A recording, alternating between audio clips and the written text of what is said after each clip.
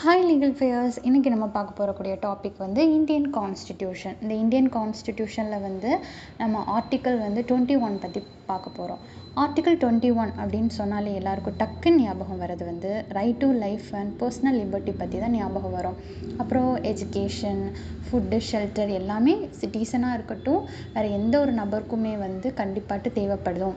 அது வந்து நம்மளுடைய ரைட்ஸ். அது பாதிக்கப்பட்டுச்சுன்னா நம்ம வந்து சுப்ரீம் கோர்ட்டு, ஹை கோர்ட்டுக்கெல்லாம் வந்து போகலாம். நமக்கு வந்து ரெமெடிஸும் கிடைக்கும். இது எல்லாருக்குமே தெரியும். பட் இன்றைக்கி நம்ம ஒரு புதுசாக ஒன்று பார்க்க போகிறோம். என்ன அப்படின்னா ரைட் டு ஸ்லீப். ஒரு தூக்கம்னு சொல்லக்கூடியது வந்து அந்த உரிமை வந்து பாதிப்பு அடையும் போது நம்ம வந்து ஸ்ட்ரெயிட்டாக வந்து சுப்ரீம் கோர்ட்டுக்கே வந்து அந்த கேஸை வந்து நம்ம வந்து கொண்டு போகலாம். ஸோ தூக்கம்னு சொல்லும்போது அது எல்லாமே வந்து நம்ம தேவைப்படக்கூடிய டைமில் வந்து நமக்கு அந்த தூக்கம் வந்து ரொம்ப அவசியம். ஸோ சில்லப் பண்ணுறதுக்காக இந்த ஒரு ஷார்ட்ஸ் பாருங்கள். அப்புறமா நான் எலாபரேட்டாக இதை பற்றி நான் எக்ஸ்பிளைன் பண்ணுறேன். மணி 12 ஆகுது, இன்னும் அவங்க புள்ள தூங்குது.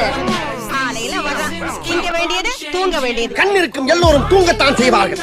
ஏதோ அலுப்பில் கொஞ்சம் அசந்திருப்பேன். அதான் பாத்துக்கிட்ட வேலை தான் கெடுத்து பிடிக்கலங்க. என்னடா வேலை பார்த்தா? தூங்கிக்கிந்தல்ல. ஏண்டா தூங்குதல ஒரு வேலையா? எங்க தெரிஞ்ச வேலை தாங்க செய்ய முடியும். தூங்கி விட்டேனாம், அதை பெரிய துக்கமாக பேசுகிறார்கள். அப்படியா? என்ன அப்படியா? ஆரம் அமைச்சரே, என்ன கண்ணு கூசுது?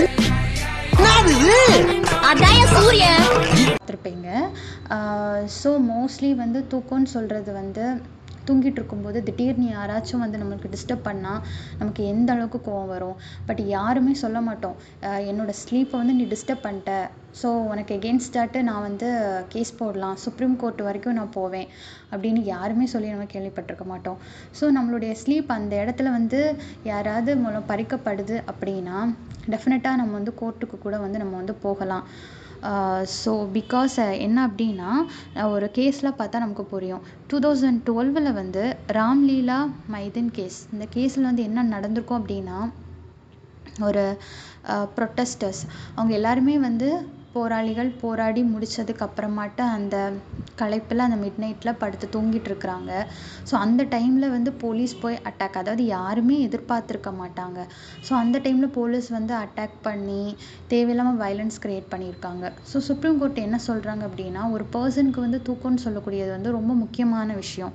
ஸோ எந்த ஒரு நபருக்கு வந்து இன்சஃபிஷியன்ட் ஸ்லீப் இருந்துச்சு அப்படின்னா அவங்களுடைய பிளட் ப்ரெஷர் வந்து ரைஸ் ஆகும், ஆன்சைட்டி, அப்புறம் stress, hormonal imbalance, immune system கூட வந்து டவுன் ஆகுறதுக்கு வந்து வாய்ப்பு இருக்குது.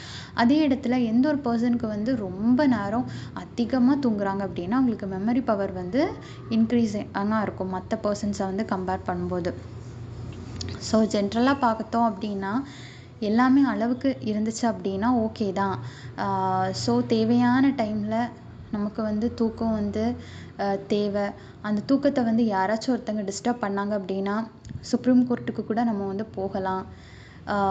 இதுக்கு இன்னொரு எக்ஸாம்பிள் பார்த்தோம் அப்படின்னா ஒரு போலீஸ் ஆஃபீஸர் ஒருத்தங்க மேலே வந்து அந்த பர்சன் வந்து சஸ்பெக்டட் லிஸ்ட்டில் இருக்கிறாங்க, இவங்க வந்து ஊரை விட்டு போயிடுவாங்க அப்படின்னு உள்ள லிஸ்ட்டில் இருக்காங்க. ஸோ அப்படி இருக்கும்போது டெய்லி மிட் நைட்டில் போயிட்டு அவங்க வீட்டில் இருக்காங்களா அப்படின்னு சொல்லிட்டு செக் பண்ணிகிட்டே இருப்பாங்களாம்.